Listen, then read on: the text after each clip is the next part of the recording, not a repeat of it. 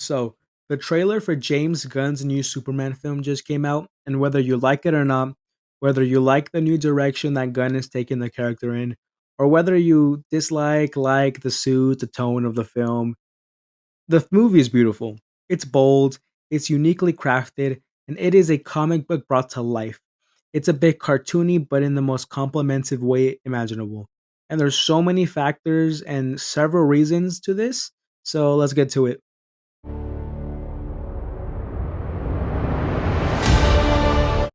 For starters, a huge reason why, and I cannot emphasize this enough, is the time that they gave their VFX artists time to work their magic. This film began shooting at the end of February in 2024 and wrapped at the end of July, making it a pretty efficient 5 month shoot and wrapping a whole year before release. And Gunn is known for this. He's been on record saying that he runs this very tight schedule when it comes to his films, which includes a finalized script.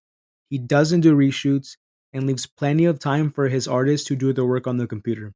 And does it show? This film has so many fantastical aspects that need this time to polish up, such as Superman, his powers, his flying, the big kaiju, the villains, the Justice Gang, and of course, Crypto. Man, Crypto in this movie is an all CGI dog, and he looks spectacular. Every detail on this dog looks so good. It's mind baffling, to be honest, and especially in a time where studios continue to overwork their artists, give them tight windows, looking at you, Kevin Feige. This is such a huge sign of relief. It's a great sign for the future for this studio. And so again, please, time. Give these wizards their time to work their magic on the computer, and your film is gonna look amazing every single time. Next is the utility. This film at first glance looks very unique with so many differently angled shots, rapid camera movement, and shaky framing. A very subjective topic on this film is the wide angle look.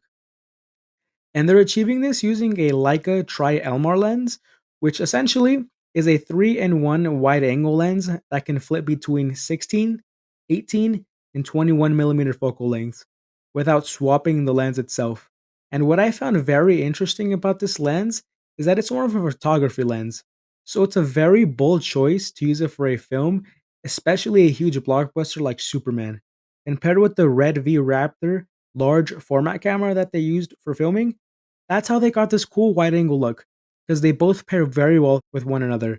Another cool thing that Henry Bram did when shooting this movie is the usage of the Stabilite Nano Compact Stabilization System, which simply put, it's this little handle thing that allows him and the crew to use the camera holding it like handheld essentially, which gives it this really fluid and dynamic look for the action sequences, which give it this really bold, unique style, which causes this immersive and sharp atmosphere.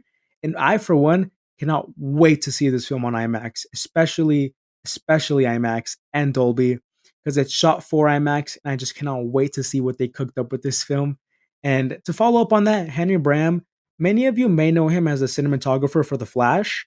And to be honest, after rewatching that film, in my opinion, he was treated way too harshly by so many people because many of the complaints are just not the fault of the cinematographer. It's just not.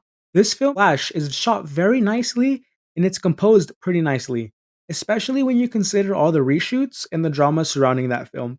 Because there is so much that went into why that film turned out the way it did.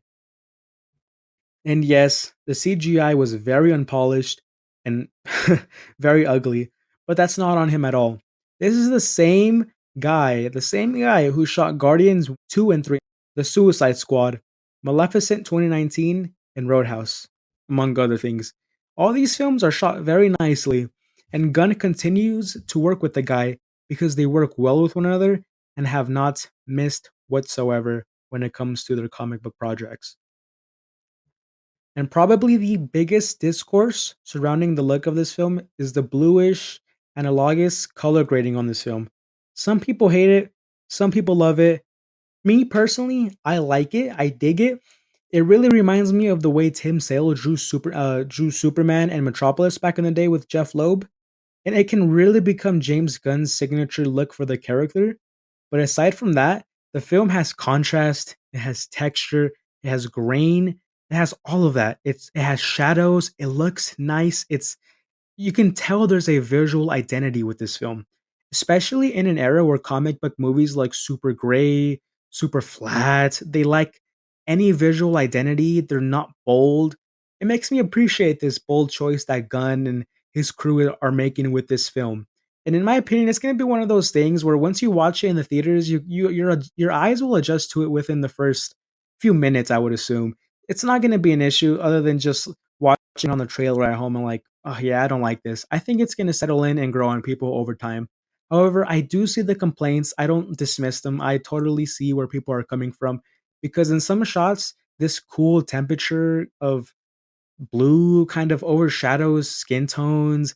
It looks way too aggressive sometimes in certain shots. But overall, personally, I enjoy the choice. I enjoy the risk. I really do appreciate it. It looks unique. And I think it's going to grow on people more than people care to admit. Anyways, that's why Superman looks so good. I hope you guys enjoyed the trailer as much as I did. The countdown for July is getting shorter by the day. Thank you guys for tuning into the video. I hope you guys have a great rest of your day and peace.